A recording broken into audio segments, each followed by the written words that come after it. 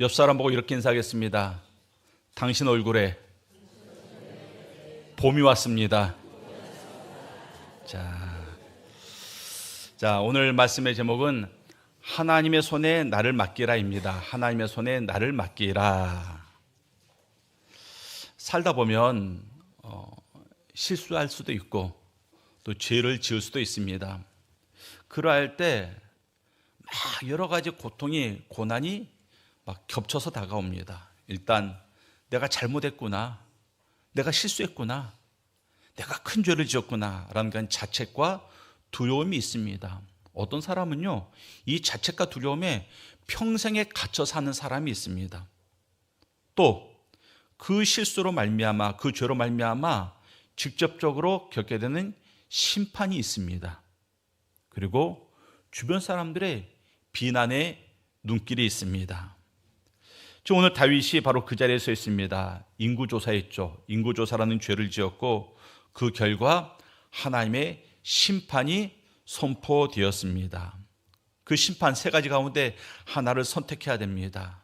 지금 다윗은 너무나도 힘들고 너무나도 어려운 그 과정 가운데 놓여 있습니다. 그런데 중요한 것은 이 다윗의 실수로 말미암아 하나님의 심판을 앞두고 있는 이때 다윗의 모습이 가장 빛나더라는 것입니다. 성공의 자리에서가 아니라 실패의 자리에서, 영광의 순간이 아니라 수치의 순간에 다윗의 믿음이 가장 선명하게 드러나고 있기 때문에 그렇습니다. 10절 말씀을 봅니다. 다윗이 백성을 조사한 후에 그의 마음에 자책하고 다윗이 여호와께 아뢰되 내가 이 일을 행함으로 큰 죄를 범하였나이다. 자, 인구조사가 다 끝났죠. 9개월 20일에 걸쳐서 인구조사를 하고 그 결과를 요압이 취합해가지고 다윗 왕에게 보고를 합니다. 드디어 그처럼 간절히 고대했던 그 결과를 받아보았습니다. 결과 내용이 나쁘지 않습니다. 이스라엘 80만, 유다 50만, 합해서 130만의 군대가 나에게 있구나. 그런데 그 결과를 받아보는 순간 다윗의 마음이 어쨌다고요? 마음이 찔렸습니다. 오늘 이 자책하다, 이 말은 원래 원어의 뜻을 보면 마음이 치다, 마음이 때리다, 그런 의미를 가지고 있습니다. 무슨 말입니까? 마음이 나를 때리는 거예요. 마음이 나를 치는 겁니다. 다른 사람이 그 죄를 지적해서 다른 사람이 때리는 게 아니라, 누군가 고발한 것이 아니라 다윗의 마음이 다윗을 쳤습니다. 그것을 자책하다, 그렇게 번역을 하고 있습니다. 자, 그러면 내 마음이 나를 때려요. 내가 잘못했을 때, 내가 죄를 지었을 때 내 마음이 나를 치는데, 내 마음에 무엇이 있기 때문에 나를 칠까요? 우리 마음에 성령이 있기 때문에 그렇습니다. 지금 성령의 역사가 다윗의 마음 가운데 임하고 있는 것입니다. 그래서 요한복음 16장에 보면 이러한 내용이 있어요. 예수님께서 성령을 가리켜서 죄에 대하여 세상을 책망하시리라. 그래서 성령을 간직한 모든 성도들은 우리가 죄를 짓게 될 때, 우리가 하나님 앞에 잘못했을 때 마음이 불편해요. 마음에 찔림이 있습니다. 이 불편함과 이 불안함에 대해서 사람들은 굉장히 다양하게 반응하죠. 제가 지금부터 이 양심의 찔림에 대해서 드러나는 여러 가지 반응들을 얘기해 볼 테니까 혹시 나는 거기에 속하는구나 하고 자기 자신을 한번 비춰볼 수 있기를 바랍니다. 양심의 가책이 왔을 때 어떤 사람은 합리화시킵니다. 내가 그렇게 행할 수밖에 없던 그 이유를 들먹입니다. 그 이유를 찾아냅니다. 그래서 정당화시킵니다. 어쩔 수 없었어. 남들도 다 그렇게 해 하면서 자기 합리화를 합니다. 내면에 방어기제가 작동하는 것입니다. 또 이러한 반응도 있습니다. 남 탓하는 거죠. 내 잘못을 인정하지 않아요. 다른 사람 탓을 합니다. 상대방 탓합니다. 네가 먼저 그랬으니까, 네가 나에게 그랬으니까. 그러면서 남 탓하는 사람이 있습니다. 또 스스로의 감정을 억압하는 사람이 있습니다. 양심의 가책이 왔을 때 그 불편한 감정을 그냥 억압합니다. 그리고 무의식 속에 집어넣어 버립니다.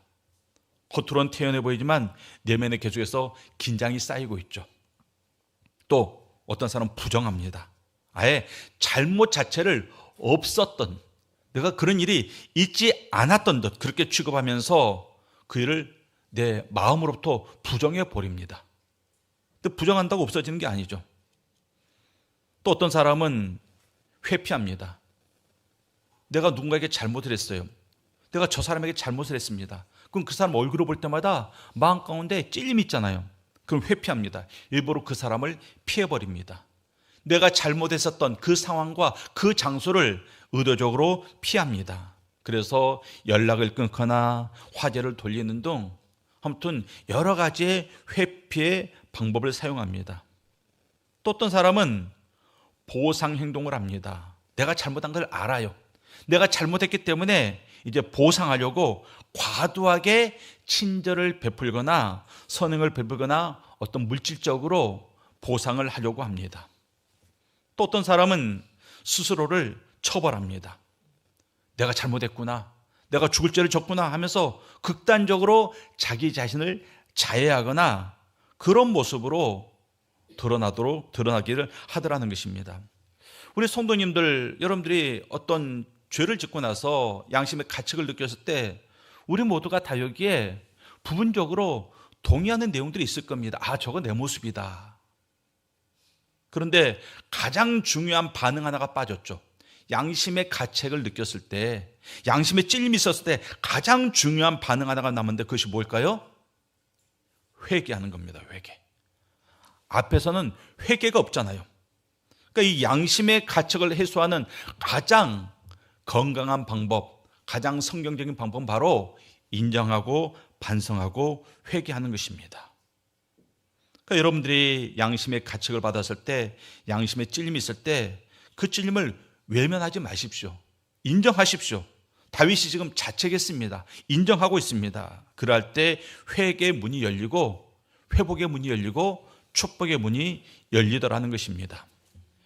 10절 하반절을 보면 여호와께 아뢰되 내가 이 일을 행함으로 큰 죄를 범하였나이다. 여호와여 이제 간구하옵나니 종의 죄를 사하여 주옵소서. 내가 심히 미련하게 행하였나이다 하니라. 자, 마음의 자책이 자책해서 끝나지 않고 회개로 이어지고 있습니다. 어떻게 회개로 이어지고 있습니까? 여호와께 아뢰되. 여호와께 아뢰는 순간 회개가 시작이 되는 것입니다. 아무리 마음 가운데 자책하고 있어봤자 그거 아무런 의미 없어요. 유익되지 못합니다. 그런데 그게 여호와께 아뢰되 회개가 시작이 될 때, 하나님께 아랠 때 비로소 회개가 시작이 되고 비로소 회복이 시작이 되더라는 것입니다. 그래서 자책과 회개는 달라요. 많은 사람들이 자책은 잘해요. 근데 회개는 잘하지 못합니다. 자책은 나를 향하지만 회개는 누구를 향합니까? 하나님을 향합니다. 자책은 내가 왜 그랬을까? 내가 그때 왜 그랬을까? 이런 모습이지만 회개는 하나님, 제가 죄를 지었습니다. 이게 바로 회개의 모습입니다. 자책은 나를 더 깊은 수렁으로 끌고 들어가지만 회개는 나를 하나님으로 이끌어 올리더라는 것입니다. 다윗이 자책했습니다. 그리고 회개를 했습니다. 여기서 중요한 것은 언제 회개했느냐? 인구조사가 완료되고 다윗이 회개까지 시간이 걸리지 않았어요. 매우 짧았습니다. 조사한 후에 즉각 마음에 자책했고 자책하자마자 즉각 하나님께 회개하더라는 것입니다. 머뭇거리지 않았습니다. 자기 합리화를 하지 않았습니다. 이것이 바로 다윗이 다윗되게 하는 거예요. 그러니까 여러분들, 다윗의 위대함은 어디에 있다? 골리앗을 물리친 데 있지 않고 위대한 왕으로 다윗이 이처럼 성경에 기록된 이유는 다윗도 죄를 지어요. 우리도 짓지 않을 만한 그러한 너무나도 천박하고 잔혹한 그리고 아주 중요한 무서운 죄를 다윗이 짓지 않습니까? 그런데 다윗의 위대함은 어디에 있다? 죄를 짓지 않은 데 있다가 아니라 자기의 죄를 깨닫는 순간 즉각적으로 하나님 앞에 돌아온 데 있다는 것입니다. 이것이 다윗을 다윗되게 했습니다. 그래서 성경은 다윗을 뭐라고 말합니까? 하나님의 마음에 합한 자. 죄를 짓지 않았기 때문에 하나님의 마음에 합한 게 아니라 죄를 지었지만, 너무나도 흉악한 죄를 지었지만 깨닫는 순간 즉각적으로 회개했기 때문에 다윗을 하나님의 마음에 합한 자, 이렇게 성경이 말하고 있습니다. 이 회개의 모습, 이것이 다윗을 위대한 인물로 만들어가고 있는 것입니다. 죄를 짓지 않은 사람이 없죠. 성인이라고 하는 사람들, 그들도 다 죄가 있습니다. 그런데 죄를 짓고 얼마나 돌이키느냐, 이것이 바로 성도의 모습입니다. 죄를 짓고 얼마나 빨리 돌이키느냐, 이게 그 사람의 신앙의 깊이를 보여주더라는 것입니다. 그래서 우리가 죄를 지었습니다. 마음에 찔림이 있습니다. 그러면 감사해야 됩니다. 왜? 하나님께서 지금 나에게 은혜를 베풀고 있기 때문에 그래요. 그 찔림을 무시하면 점점 무감각해지고, 그 찔림을 직면하면 회개의 문이 열리기 때문에 우리 마음 가운데 찔림이 있을 때마다 뭐 해야 됩니까? 하나님 앞에 나아가서 무릎을 꿇어야 됩니다. 그리고 하나님 앞에 내가 죄인입니다, 이러한 고백이 있어야 됩니다. 이것이 바로 회복의 첫 걸음입니다. 자, 다윗이 밤새 회개하고 자책했습니다. 그러고 나서 아침에 일어납니다. 그때 이제 하나님의 음성이 들리죠. 그런데 그 음성의 내용이 우리의 예상과는 전혀 다릅니다. 밤새 자책하고 회개했어요. 그러면 하나님께서 어떤 음성을 들려줘야 됩니까? 내가 너의 죄를 용서하였노라, 이런 음성이 들리면 얼마나 좋겠습니까? 그런데 선지자를 통해서 받은 음성은 그러한 내용이 아니었습니다. 네가 잘못했다, 너에게 3가지 심판이 준비되어 있다, 너는 그 중에 하나를 택하라. 좀 충격적이지 않습니까? 회개했는데 왜 심판이 오느냐? 자, 여러분들, 회개하면 내 모든 것들이 다 사라집니까? 하나님께서 우리가 회개하면 죄는 용서해 주세요. 근데 죄의 결과도 사라집니까? 그렇지 않죠. 사라지지 않습니다. 많은 사람들이 착각하는 게 회개를 어떤 리셋 버튼처럼 착각하는 사람이 있습니다. 회개하면 내가 죄 짓기 전에 모든 것으로 돌아간다? 전혀 아니죠. 전혀 아닙니다. 성경은 그렇게 말하고 있지 않습니다. 다윗이 용서받았습니다. 그러나 죄의 결과는 여전히 남아있더라는 것입니다. 어떤 사람이 음주운전으로 차를 몰고 가다가 사람을 치어 숨지게 했습니다. 이 사람이 술이 깨고 나서 진심으로 뉘우쳤어요. 진심으로 반성했습니다. 그래서 피해자 가족들에게 용서도 구했습니다. 피해자 가족들이 이해하고 용서해 줬습니다. 자, 그런다고 죽은 사람이 살아 돌아옵니까? 아니더라는 것입니다. 그렇다고 법원의 판결이 없어집니까? 아니라는 것이에요. 죄의 결과는 회개와는 별개로 우리의 현실의 삶 가운데 그대로 존재하고 있습니다. 만약에 우리가 회개한다고 해서 우리의 모든 죄와 그 결과까지 다 사라진다면 그것은 굉장히 싸구려 은혜가 되는 겁니다. 그렇기 때문에 회개했어도 뭐가 있다? 심판이 있습니다. 근데 이 심판은 지옥불에 떨어지는 심판이 아니라 바로 우리를 변화시키는, 우리를 회복시키는 그러한 심판임을 알아야 됩니다.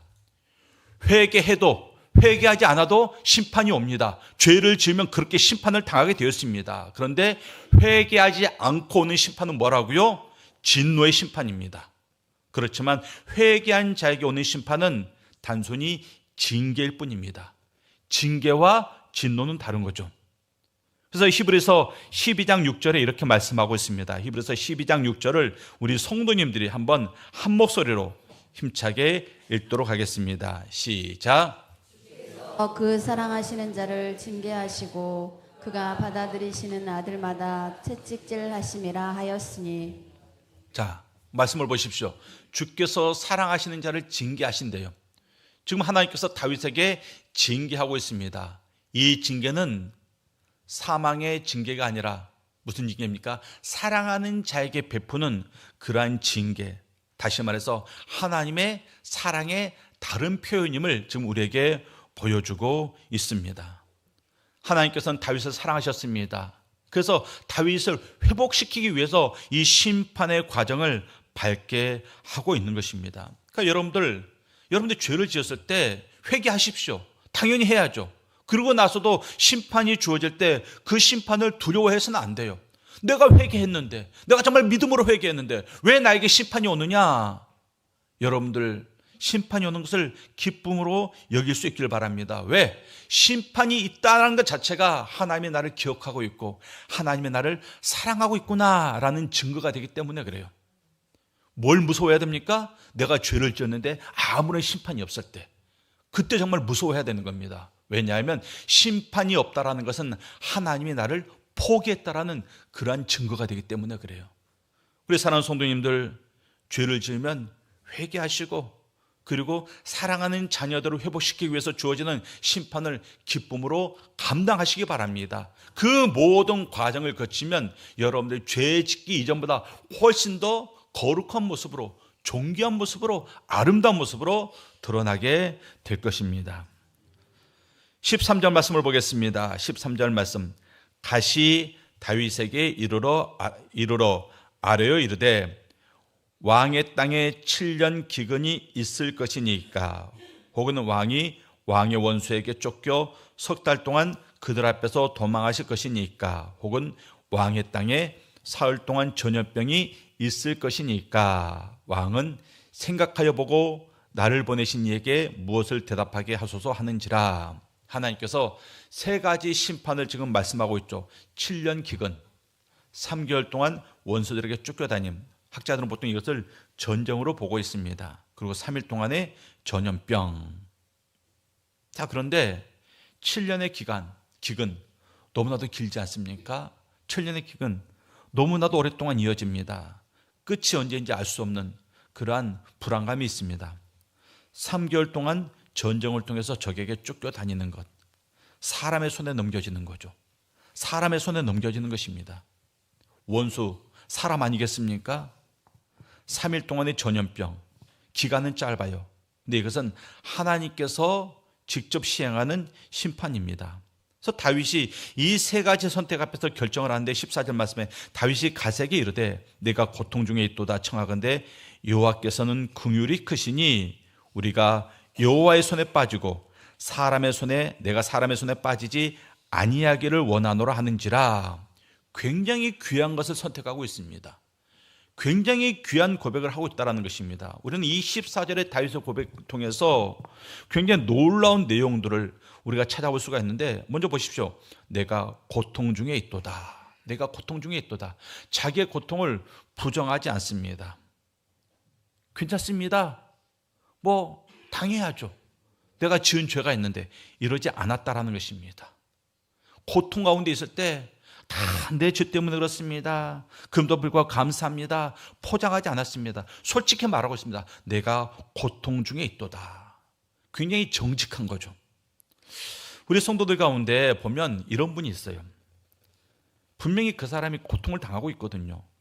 아픔과 고난이 있습니다. 그런데 그것을 드러내지 않아요. 철저히 숨깁니다.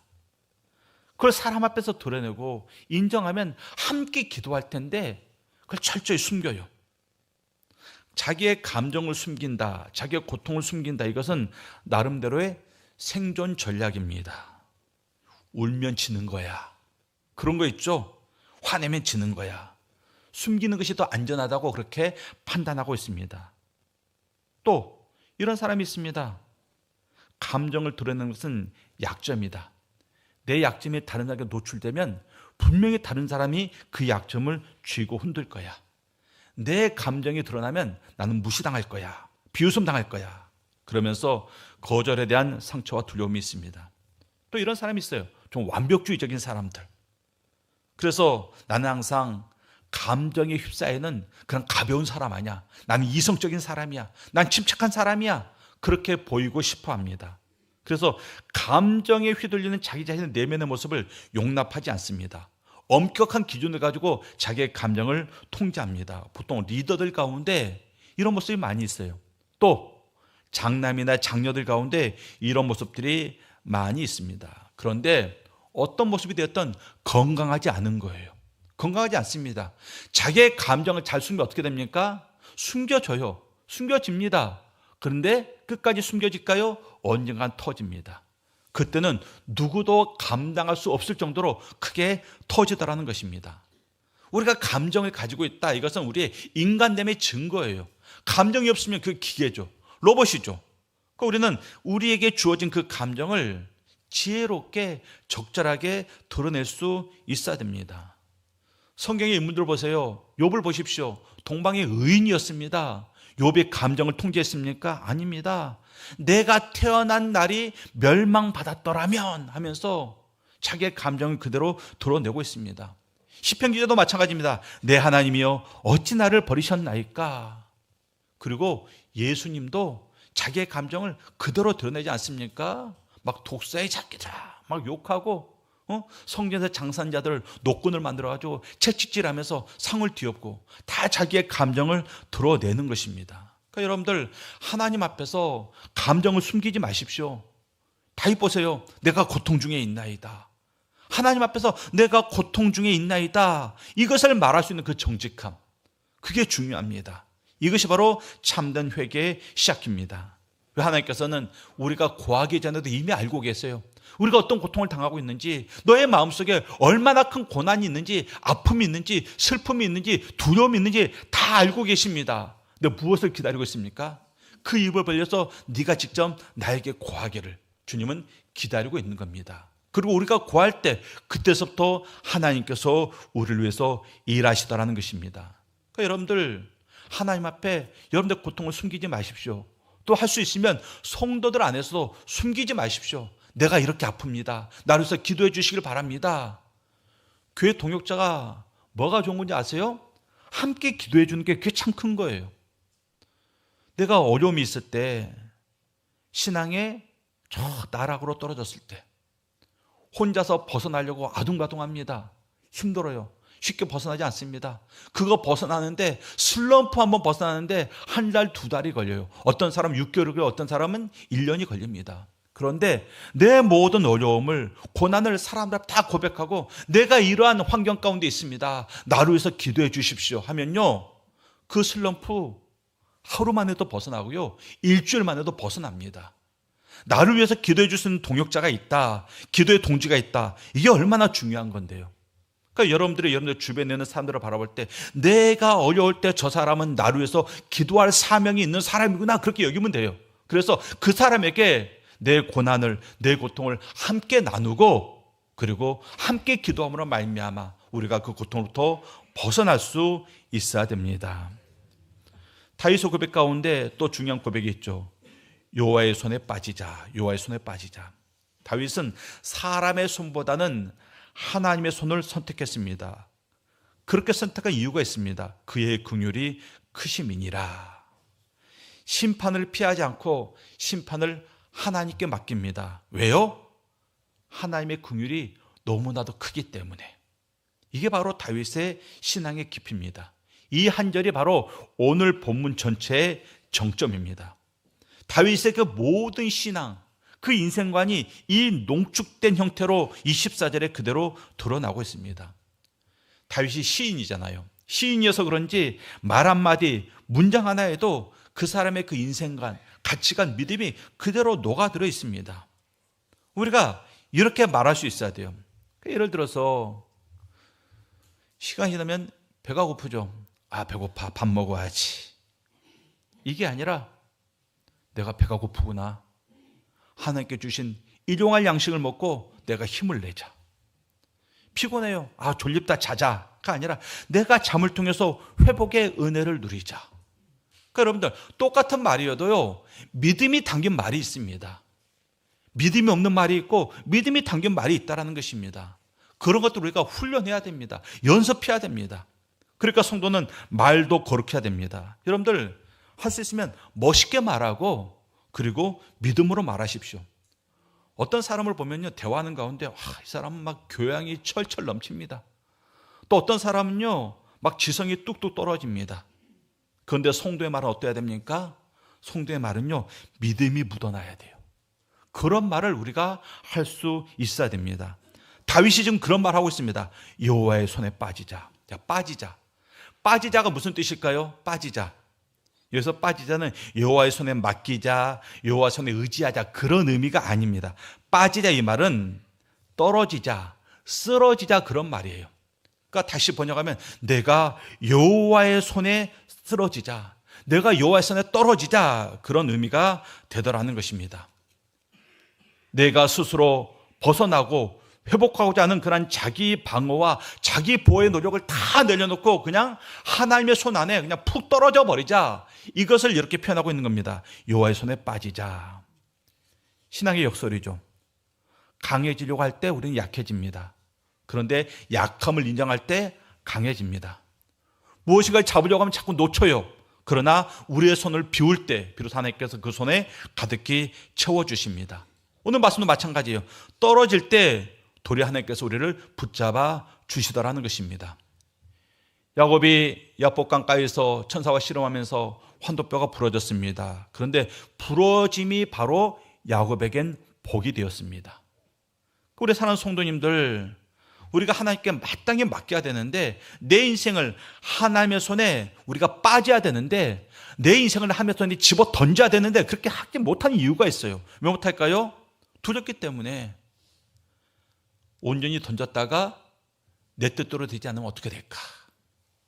온전히 던졌다가 내 인생 내 뜻대로 안 되고 그냥 하나님께서 이끄신 대로 끌려가면 어떻게 될까? 그렇게 하나님께서 나를 아프리카로 보내고 중동으로 보내면 어떻게 할까? 막 그러한 두려움이 있습니다. 그래서 하나님께 온전히 맡기지 못하다라는 것입니다. 근데 다윗은 알았어요. 내 통제권을 하나님께 온전히 맡길 때 그때 내가 가장 안전하구나. 그때 가장 내가 복되구나 하는 것을 다윗은 알았다라는 것입니다. 그래서 내가 여호와의 손에 빠지자 고백하고 있습니다. 그다음에 뭐라고 말했습니까? 나는 사람의 손에 빠지지 아니하겠노라. 다윗이 단순히 세 가지 심판 가운데 한 가지를 고르는 게 아니라 다윗은 지금 이렇게 보고 있는 거예요. 하나님의 손과 사람의 손 가운데 하나를 선택하자. 여러분들 주변에 사람의 손이 있어요. 믿음직한 손입니다. 많은 물질을 가지고 그 물질을 나에게 제공해 줄 수 있을 것 같은 그러한 손이 있습니다.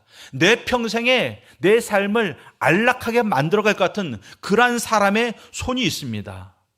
그런데 나에겐 또 하나의 손이 있죠. 바로 여호와 하나님의 손입니다. 우리는 사람의 손을 붙잡을까? 하나님의 손을 붙잡을까? 여기에서 늘 방황하는 거예요. 누구의 손을 붙잡을 것인가? 우리 사랑하는 성도님들, 하나님이 비록 심판의 손, 징계의 손을 내밀었을지라도 그 하나님의 손을 붙잡을 수 있어야 됩니다. 그 손을 붙잡을 때 비로소 우리에게 소망이 되더라는 것입니다. 인간의 손은 늘 배반하죠. 인간의 손은 늘 배반합니다. 우리에게 도움을 줄 것 같았지만 우리에게 고통을 주고, 나에게 평안을 줄 것 같았지만 나에게 두려움을 줍니다. 늘 배반합니다. 여러분들, 그 임모 가수의 노래도 있잖아요.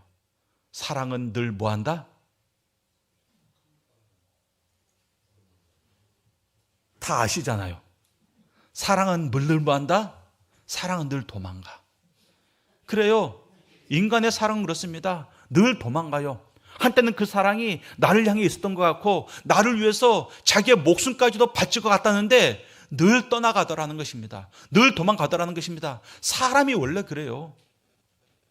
사람이 그렇게 약합니다. 물질, 내가 쥐고 있는 물질, 그거 내 겁니까? 그 물질이 내 인생을 보장해 줄 것 같습니까? 그런데 그 물질도 도망가요.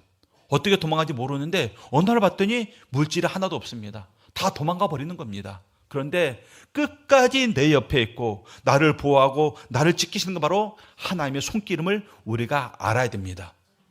그래서 다윗처럼 하나님의 손에 빠지기를 원하노라. 사람의 손을 의지하지 않고 나는 하나님의 손만을 의지한다. 이런 고백이 우리에게 있어야 됩니다. 다윗이 이렇게 선택한 근거가 뭐라고요?